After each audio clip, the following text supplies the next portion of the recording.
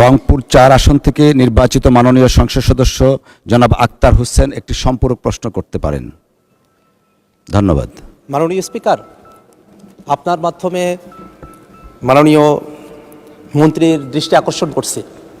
আমরা যারা প্রত্যন্ত গ্রামাঞ্চল থেকে নির্বাচিত হয়েছি, আমরা আমাদের গ্রামের মানুষদেরকে সাথে নিয়ে আমরা যোগাযোগ ব্যবস্থার দুরবস্থার কারণে আমরা অত্যন্ত ভোগান্তির শিকার। আমাদের একেবারে প্রত্যন্ত গ্রামাঞ্চলগুলোতে একটা অ্যাম্বুলেন্স বাড়ি পর্যন্ত যাওয়ার কোনো ব্যবস্থাপনা নেই। এখন বর্ষাকাল সামনে চলে এসেছে, সেই বর্ষাকালে মানুষেরা তাদের বাড়িতে পর্যন্ত যেতে পারেন না। আমি আবার নির্বাচনী এলাকায় দেখেছি এমন কিছু জায়গা রয়েছে চরাঞ্চল, যেখান থেকে বাজারে পণ্য পৌঁছাতে গেলে রাস্তার অব্যবস্থাপনার কারণে, রাস্তা না থাকার কারণে সেখানে পণ্যের মূল্যবান কমে আসে, কৃষককে ভোগান্তির মধ্যে পড়তে হয়। আবার সামনে শীতকাল, তখন ধুলাবালিতে মানুষদেরকে কষ্ট করতে হয়। আমি যদি আমার নির্বাচনী আসনের কথা বলি, সেখানে আমার 2টা উপজেলা রয়েছে। কাউনিয়া উপজেলাতে মোট 535 কিলোমিটার রাস্তা রয়েছে, তার মধ্যে মাত্র 198 কিলোমিটার পাকা করা হয়েছে, আর কাঁচা রাস্তা এখনও আছে 337 কিলোমিটার। পীরগাছা উপজেলায় 842 কিলোমিটার রাস্তা রয়েছে, পাকাকরণ করা হয়েছে মাত্র 291 কিলোমিটার, কাঁচা রাস্তা এখনও 551 কিলোমিটার। অর্থাৎ আমার রংপুর 4 আসনে যে 1377 কিলোমিটার রাস্তা রয়েছে, তার মাঝে মাত্র 489 কিলোমিটার পাকাকরণ করা হয়েছে, এখনও 888 কিলোমিটার পাকাকরণ করতে হবে। এর বাইরেও, জরিপের বাইরেও আরও 1000 কিলোমিটারের উপরে রাস্তা রয়েছে। আমার জানতে চাওয়ার বিষয় হলো যে সরকার বিভিন্ন সময়ে অনেক মেগা প্রকল্প গ্রহণ করে থাকে, যে মেগা প্রকল্পগুলোর মধ্য থেকে দেশ এগিয়ে যায়। আমাদের মাননীয় মন্ত্রী মহোদয় এবং আমাদের সরকার, তারা কি এবার আমাদের স্থানীয় পর্যায়ে যাতে যোগাযোগ ব্যবস্থার উন্নতিটা সঠিকভাবে হয়, মানুষেরা যাতে তাদের বাড়ি পর্যন্ত অ্যাম্বুলেন্সটা অন্তত নিয়ে যেতে পারে, সহজে যাতে যাতায়াতটা করতে পারে, সে কারণে রুটিন পাকাকরণ কার্যক্রমের অতিরিক্ত হিসেবে পাকাকরণের জন্য মেগা প্রকল্প গ্রহণ করবে কিনা, সেই ব্যাপারে আপনার মাধ্যমে মাননীয় মন্ত্রীর দৃষ্টি আকর্ষণ করছি। ধন্যবাদ মাননীয় সদস্য। মাননীয় মন্ত্রী।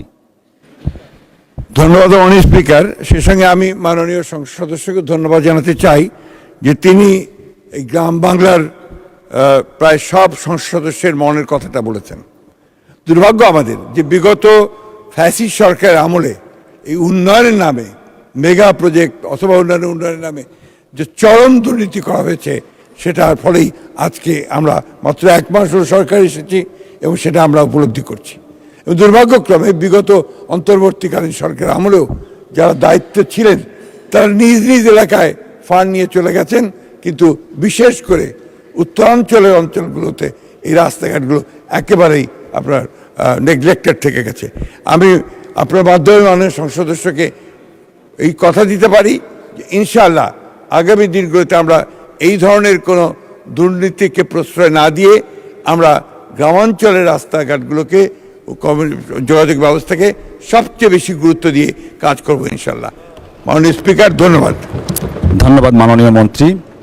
আরেকটি সম্পূরক প্রশ্ন করতে পারেন ব্রাহ্মণবাড়িয়া 2 আসন থেকে নির্বাচিত মাননীয় সংসদ সদস্য রুমিন ফারহানা। স্পিকার, আপনাকে অসংখ্য ধন্যবাদ।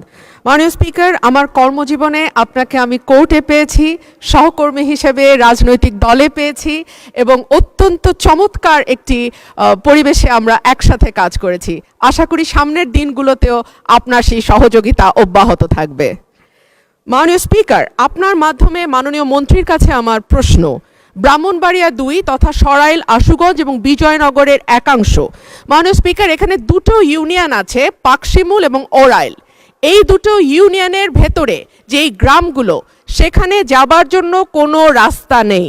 মাননীয় স্পিকার, আমাদেরকে নৌকা করে যেতে হয় এবং তারপরে মোটরসাইকেল ছাড়া সেখানে চলাচলের আর কোনো উপায় নাই। আপনার মাধ্যমে মাননীয় মন্ত্রীর কাছে আমার প্রশ্ন, ব্রাহ্মণবাড়িয়া 2-এর এই রাস্তা উন্নয়নে এবং যোগাযোগ ব্যবস্থা কিছুটা উন্নয়নে আমাদের নেক্সট পদক্ষেপ কি হবে? ধন্যবাদ মাননীয় স্পিকার। ধন্যবাদ মাননীয় সদস্য। আমরা কলিগ ছিলাম, এখনো আছি, আমরা একসাথেই কাজ করব মহান জাতীয় সংসদকে প্রাণবন্ত করার জন্য। মাননীয় মন্ত্রী। মাননীয় স্পিকার, আপনাকে ধন্যবাদ।